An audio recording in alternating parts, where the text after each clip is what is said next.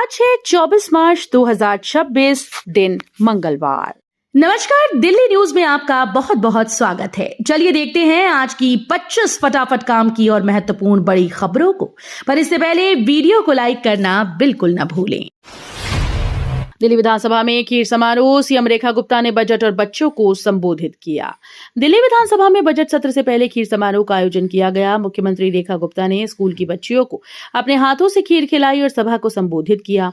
उन्होंने कहा कि आगामी बजट का उद्देश्य विकास की गति तेज करना, बुनियादी ढांचा मजबूत करना और निवासियों के जीवन स्तर में सुधार लाना है। उन्होंने छात्रों के लिए बेहतर सुविधाएं, स्वास्थ्य सेवाएं, स्वच्छ हवा और हरित राजधानी सुनिश्चित करने की ठोस कदम उठाने की बात कही। दिल्ली फायर सर्विस आधुनिकीकरण पर 180 करोड़ का बजट, आर्थिक तेजी जारी।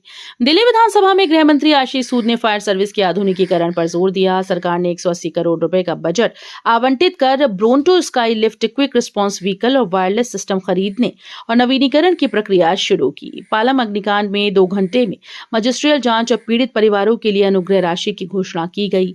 आर्थिक सर्वे 2025-26 के अनुसार राजधानी का जीएसडीपी 13.27 लाख करोड़ और प्रति व्यक्ति आय 5.31 लाख रुपए अनुमानित है। दिल्ली बजट सत्र में आपका बहिष्कार, स्पीकर विजेंद्र गुप्ता ने किया कड़ा विरोध।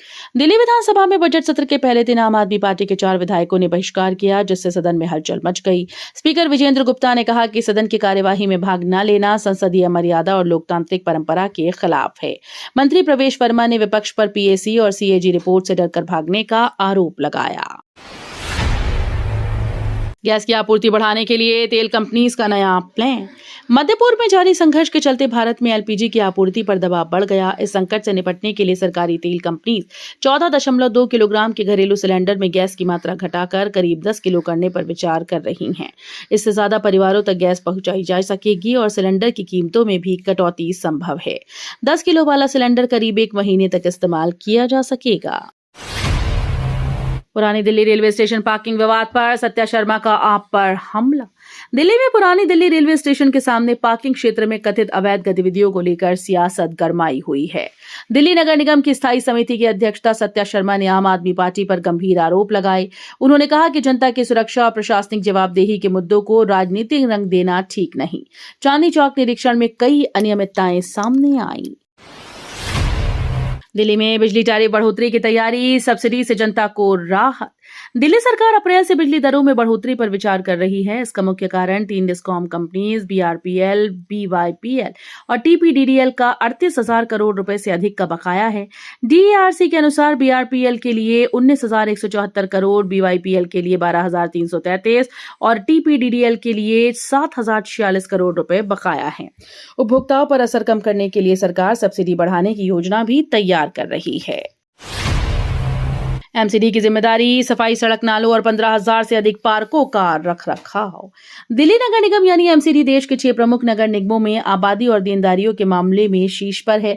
17,000 करोड़ रुपए के बजट के साथ एमसीडी पर 15,592 करोड़ रुपए की देनदारी है, जिसमें आधे से अधिक दिल्ली सरकार के लिए गए लोन है। निगम 1397 वर्ग किलोमीटर क्षेत्र और 2.26 करोड़ की आबादी को सेवाएं देता है, जिसमें सफाई, सड़क और नालों की देखभाल, कूड़ा प्रबंधन और 1500 स्कूल्स में शिक्षा शामिल है।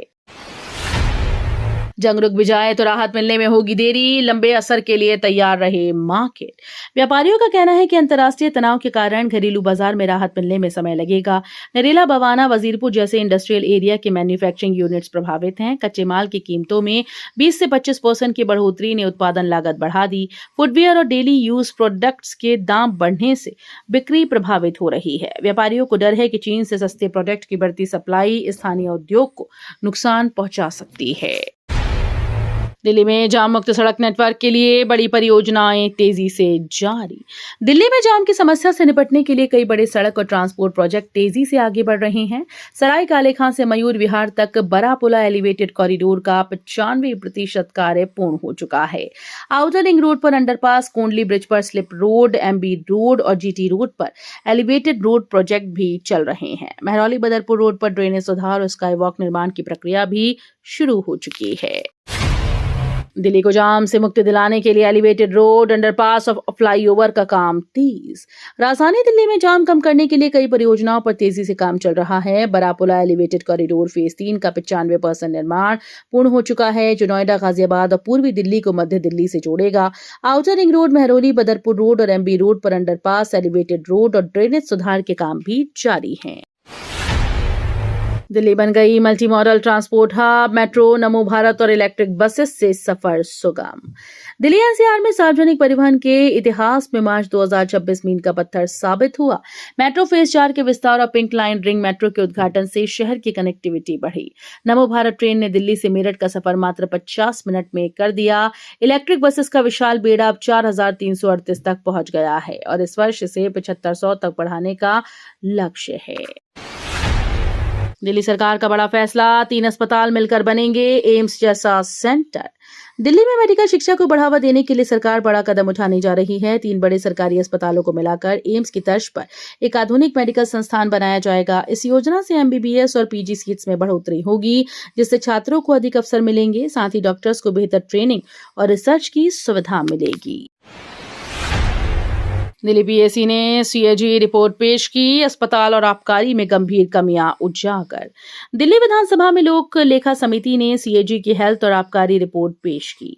हेल्थ रिपोर्ट में सरकारी अस्पतालों में डॉक्टर, स्टाफ, दवाइयों और उपकरणों की कमी उजागर हुई, जिससे मरीज लंबा इंतजार कर रहे हैं। आबकारी रिपोर्ट में शराब लाइसेंसिंग और मूल्य निर्धारण में गंभीर खामियां सामने आई, जिससे राजस्व हानि का खतरा बढ़ा है। पीएसी ने सरकार को 23 जून 2026 तक सुधार करने को 23 जून 2026 तक निर्देश दिए हैं। डीयू में विरोध प्रदर्शन और कार्यक्रमों के लिए पूर्व लिखित अनुमति अनिवार्य। दिल्ली विश्वविद्यालय ने परिसर में किसी भी सभा, धरना, मार्च या जुलूस के लिए नए नियम लागू किए। अब आयोजकों को प्रॉक्टर कार्यालय और पुलिस से कम 72 घंटे पहले लिखित अनुमति लेना अनिवार्य होगा। आवेदन में कार्यक्रम का विवरण, वक्ताओं की सूची, प्रतिभागियों की संख्या और लॉजिस्टिक जानकारी शामिल करनी होगी। केवल विश्वविद्यालय से जुड़े लोग ही कार्यक्रम में भाग ले पाएंगे।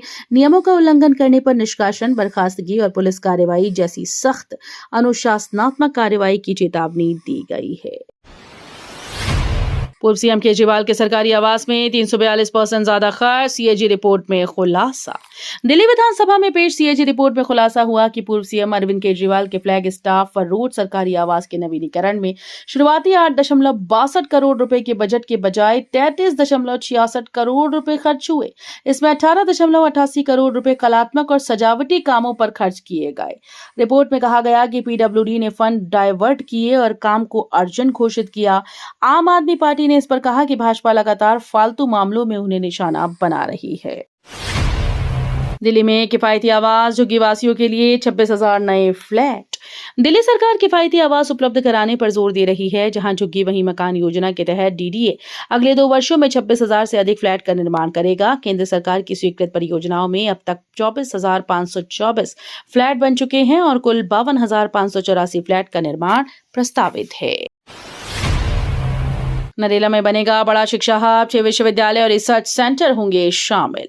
दिल्ली की तकनीकी शिक्षा में पिछले 7 वर्षों में जबरदस्त उछाल आया है। दाखिले 8,394 से बढ़कर 19,773 हो गए, यानी 135% की वृद्धि। उच्च शिक्षा के लिए 1,044 करोड़ रुपए का बजट रखा गया। नरेला में शिक्षा हब विकसित किया जा रहा है, जिसमें 6 विश्वविद्यालय, रिसर्च सेंटर और मेडिकल व इमर्जिंग मीडिया सुविधाएं शामिल होंगी। 11 इंक्यूबेशन सेंटर में 449 स्टार्टअप्स काम कर रहे हैं। मुफ्त पानी योजना और यमुना स्वच्छता में सरकार की पहल। दिल्ली में अब 93.5% घरों तक नल के माध्यम से सीधे स्वच्छ पानी पहुंच रहा है। सरकार लगातार बाकी घरों तक पाइपलाइन विस्तार का काम कर रही है। आर्थिक सर्वेक्षण के अनुसार 20,000 लीटर मुफ्त पानी योजना के तहत अब तक 18.91 लाख घर लाभान्वित हो चुके हैं। यमुना को स्वच्छ बनाने के लिए मुफ्त सीवर कनेक्शन की पेशकश की गई। पारदर्शिता सुनिश्चित करने के लिए जीपीएस लगे टैंकर चलाए जा रहे हैं।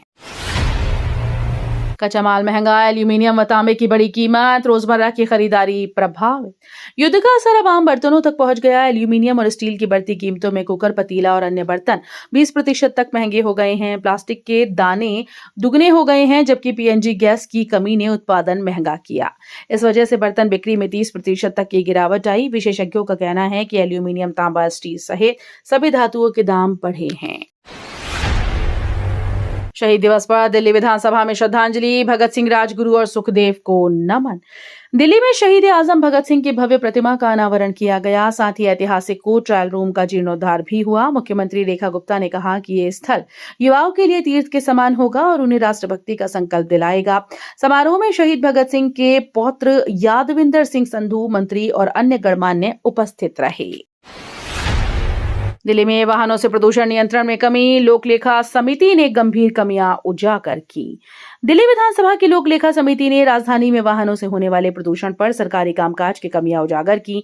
रिपोर्ट में बसेस की कमी, धीमी ईवी नीति, कमजोर चार्जिंग इंफ्रास्ट्रक्चर और पीयूसी प्रमाण पत्रों में अनियमितताएं सामने आई। दिल्ली सरकार ने 4,70,104 इलेक्ट्रिक वाहन रजिस्टर किए और 81,033 लाभार्थियों को 203 करोड़ 35 लाख रुपए की सब्सिडी दी। कम बुकिंग वाले स्टेशन पर मेल एक्सप्रेस ट्रेन का ठहराव खत्म। भारतीय रेलवे अब कम बुकिंग वाले स्टेशन पर मेल और सुपरफास्ट ट्रेन के ठहराव खत्म करने जा रही है। इसके तहत एआई आधारित एल्गोरिदम से पिछले 6 महीनों में बुकिंग का विश्लेषण कर जिन स्टेशन पर 5% से कम सीट बुक होती हैं, वहां स्टॉपेज हटाए जाएंगे। इससे लंबी दूरी की ट्रेन अपने गंतव्य तक 30 मिनट से 2 घंटे पहले पहुंचेगी। रेलवे का कहना है कि इससे ऑपरेशनल लागत घटेगी।